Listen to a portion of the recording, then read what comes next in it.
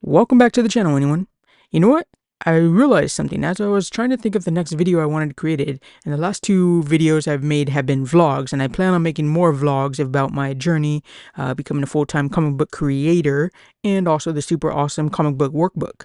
But one thing I realized is, even though I say who I am a little bit in my introduction in the videos, I haven't really given you any backstory about me, my history, my comic book origin. So for today's video, I thought I'd take you back in time and talk about my origin story as a cartoonist.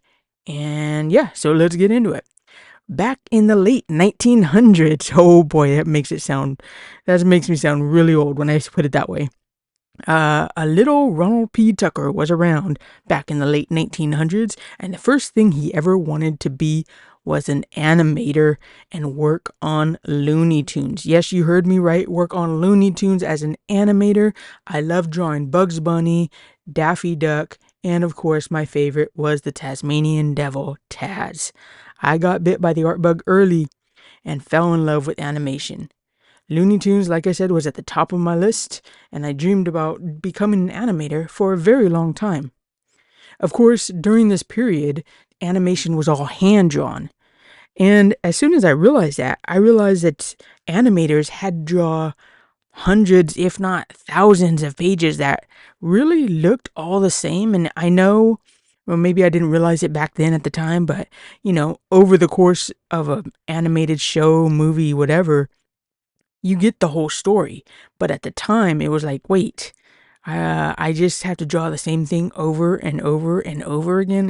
It didn't mesh well with me, because as much as I did love animation, I wanted to tell stories, and my little kid brain at the time was like, I just don't want to draw the same thing over and over again. And I guess looking back on it too now, even though I didn't realize it at the time, it wouldn't have been my stories that I was telling. It would have been, the animation studio's stories. So yeah, so even though I loved animation, I kind of, fell out of love with the idea of becoming an animator. But also, around this time, I also loved watching football. And to me, Joe Montana was the coolest quarterback around. He was awesome. Joe Montana, number 16 of the San Francisco 49ers. I don't know why I necessarily gravitated to him, because growing up, I was always a Seahawks fan, mostly because my family is all from the Pacific Northwest, so, you got to go with the family. But yeah, I really gravitated to him, and maybe it was because his nickname when he was playing football was Joe Cool, and I already know who Joe Cool was to me was Snoopy. Well, we'll get into Snoopy and the Peanuts gang in just a little bit. But Joe Montana was the man. Being an NFL quarterback, that was the new dream.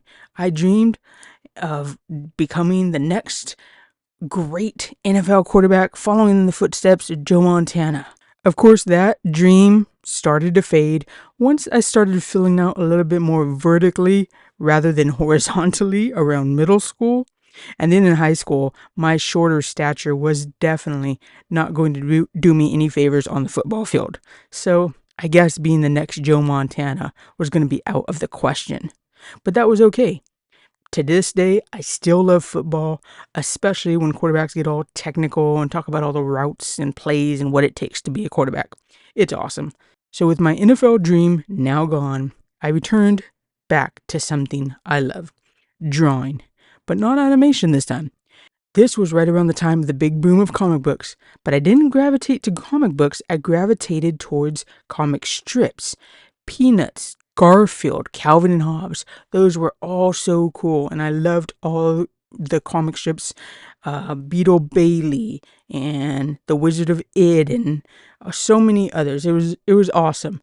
And then I found out through reading those comic books, not only could you draw the cool artwork, but you could tell jokes and stories. So I started drawing all over again. But as high school was coming to an end, I was asked what I wanted to do. I said I wanted to be a comic strip artist, a cartoonist. And the teacher at the time, now I'm paraphrasing here, but the teacher at the time was basically like, wow, that is so difficult. It's going to be so hard. It's going to be a struggle. It's going to be just so difficult for you to even make a living. You might want to think about doing something else. Now, looking back on it, I mean, she wasn't wrong, right? It is being an artist in any creative field is a struggle. It's difficult. She wasn't wrong. It's incredibly hard to make a living at that. But at the time, I wasn't mentally prepared to hear that. So I gave up. Literally. After hearing those words, I took it basically as fact and stopped drawing and creating and was directionless really for a long time. I always had a day job, but art was always nagging in the back of my mind.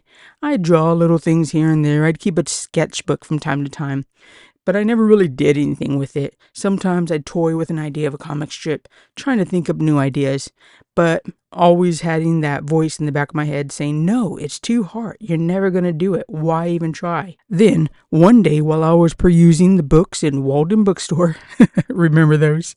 I came across a comic book. Like I said, I knew of comic books. I grew up around the time of the big boom of comic books, also the big bust of comic books. But I came across comic books in this bookstore in the mall. And when I came across this comic, it wasn't a brand new #1. It wasn't a key issue, as they say, but it was a comic book and something changed in me. I even know what comic book it was. It was Spider-Man #40, not the original back in the, I don't know when the 40 came out, probably the 60s or 70s. The second volume, Spider-Man #40 by John Romita Jr. I remember the exact comic book because I held on to it for the longest time. I think I probably still have it packed away somewhere in one of my boxes. I saw the cover and I saw what it was like on the inside. And for some reason, and I'm not saying John Romita Jr. is one of my favorite artists. I'm not saying I looked at the art and I'm like, oh yeah, I could do that. It's simple.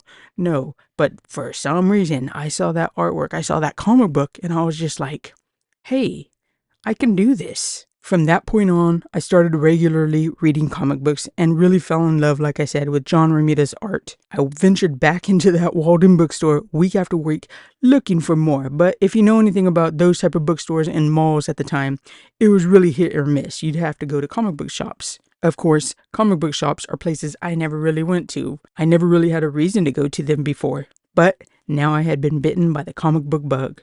So I went and searched and I found one. Around this time, I wouldn't call this the new boom of comic books, but comic books had already gone through their bust phase, the bubble popping phase, and I found awesome comic book artists and writers and runs like Jim Lee and Jeff Loeb's Hush, and I discovered Ron Garney and Salvador LaRocca, who were killing it on the X-Men. Then I discovered Tim Sale's fan-freaking-tastic, I don't care what you say, Batman Long Halloween. Then Mike Wieringo, then Stan Sakai, then Humberto Ramos, then Scotty Young, then Chris Bacalo, then Robert Kirkman, Invincible and Tech Jacket, then Ed McGuinness, then Mark Miller's Red Sun, also Craig Tompkins' Blankets, and so much more. There was a lot. I'm telling you, there was a lot. I was gobbling it all up. Of course, since that time, there's been up and downs. And to be honest, I've actually tried to quit comics a number of times since I really discovered them back in those times of the Walden Bookstore and Borders Bookstore. But quitting comics a number of times is a subject and a story for another day. Today, we're talking about the comic book origin of me, Ronald P. Tucker.